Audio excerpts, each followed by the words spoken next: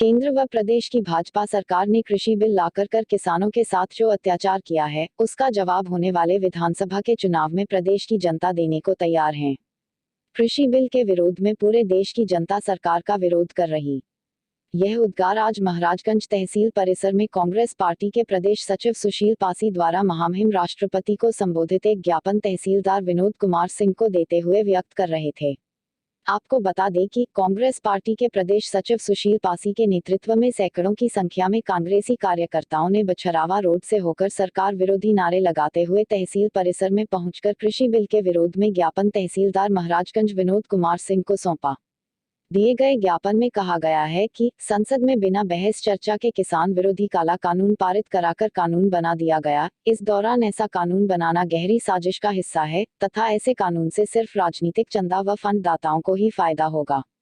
श्री पासी ने उपस्थित जनसमूह को संबोधित करते हुए कहा कि चुनाव के समय किसानों से झूठे वादे कर किसान हितैषी सरकार बनाने का ढोंग करने वाली केंद्र व प्रदेश की भाजपा सरकार का असली चेहरा अब किसानों के सामने आया है, जिसके चलते आज केंद्र व प्रदेश की जनता कृषि बिल के विरोध में सड़कों पर उतर आई है।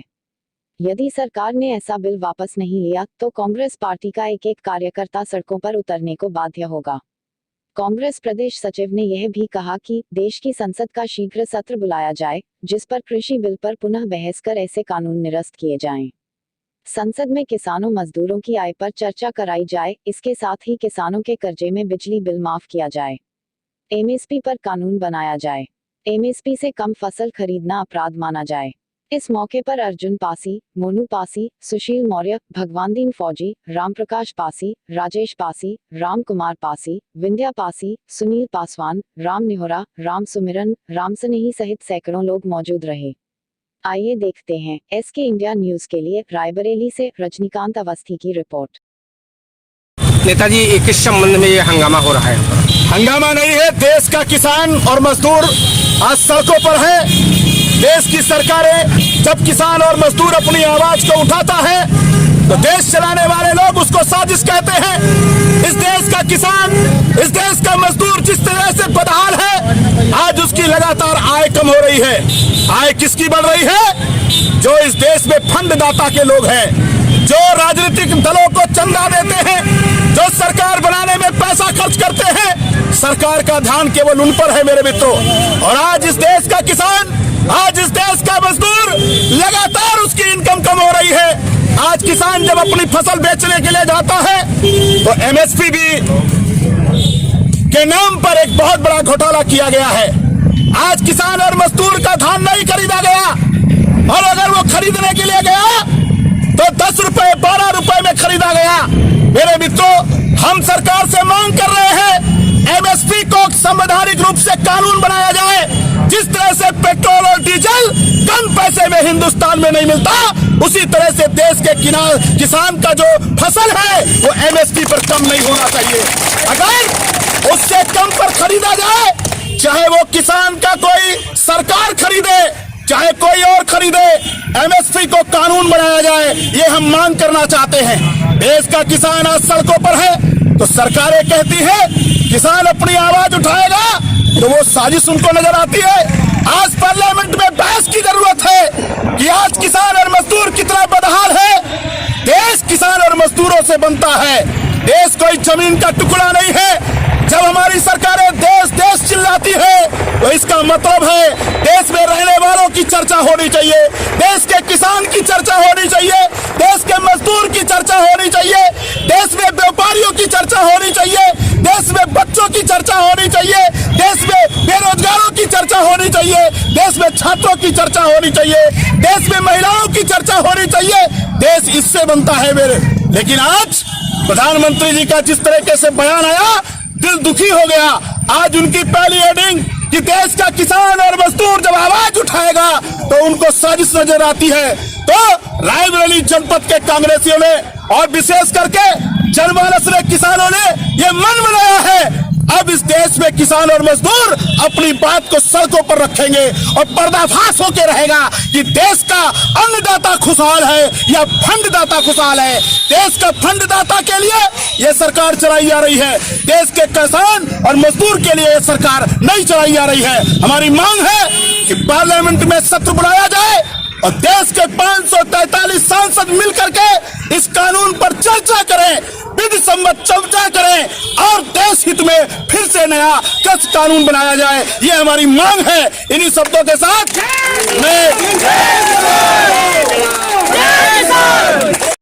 मेरी मांग है, यह आंदोलन अहिंसात्मक रूप से और विशेष करके किसान और मजदूरों के हितों की लड़ाई लड़ने के लिए है।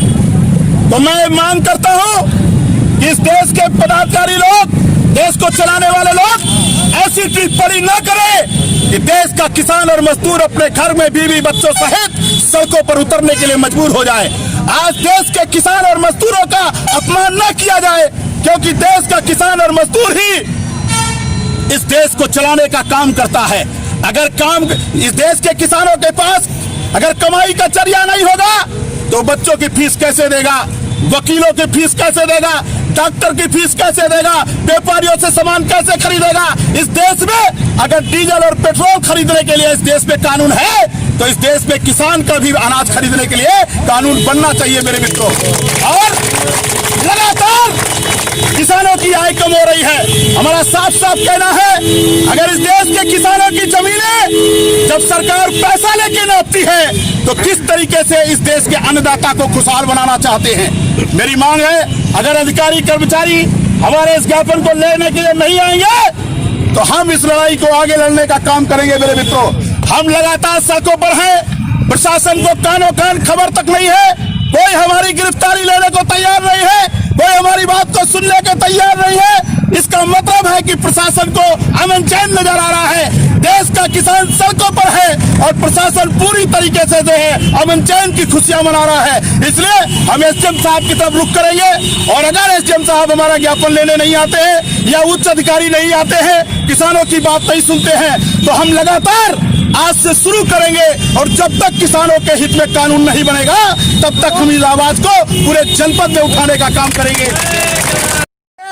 जो बड़ी बड़ी कंपनियां खरीदने के लिए आ रही है, हमारे ही देश का किसान का अनाज खरीद करके और जितना चाहेंगे उतना स्टोर करेंगे और बाद में हमारे ही देश के लोगों को अपने मन माफिक उसी अनाज को वापस भेजने का काम करेंगे।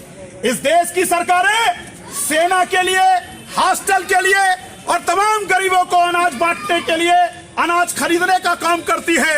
अब ये देश की सरकारें बड़ी बड़ी कंपनियों से अनाज खरीदने की साजिश कर रही है।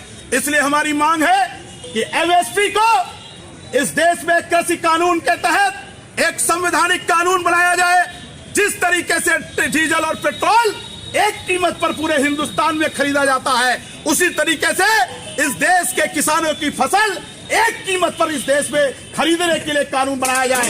अगर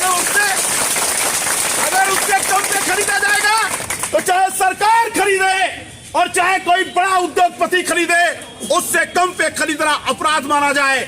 और दूसरा हमारा आपसे यह निवेदन है कि बिना बहस के जो एक कानून बना है पुनः पार्लियामेंट में बहस कराई जाए और देश हित में मजदूरों और किसानों की बेहतरी और खुशहाली के नाम पर चर्चा कराई जाए।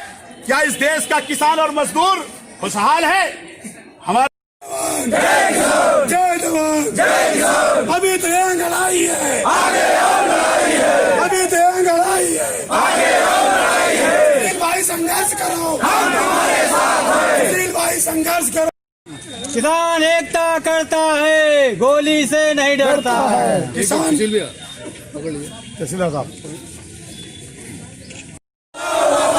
जिस किसान का खून न खौला, खून नहीं हो पानी है। जय किसान। अभी तो यह लड़ाई है, आगे और लड़ाई है। अभी तो यह लड़ाई है, आगे और लड़ाई।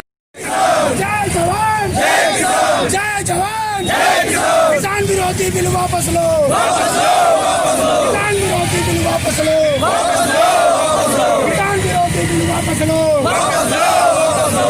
जय जवान जय किसान। जय जवान जय किसान। जिस किसान का खून न खौला, खून नहीं हो पानी है। जिस किसान का खून न खौला, खून नहीं हो पानी है। जो किसान के काम न आए, वो बेकार जवानी है। जो किसान के काम न आए, वो बेकार जवानी है। किसान विरोधी बिल वापस लो, वापस लो, वापस लो। किसान विरोधी बिल वापस लो, वापस लो, वापस लो, वापस लो। किसान विरोधी बिल वापस लो, वापस लो, वापस लो। जय जवान जय किसान। किसान का खून न खौला, जो किसान के काम में आए, जो किसान के काम में आए, किसान विरोधी बिल वापस लो, किसान विरोधी बिल वापस लो, किसान विरोधी बिल वापस लो, किसान विरोधी बिल वापस लो, किसान विरोधी बिल वापस लो, किसान विरोधी बिल वापस लो।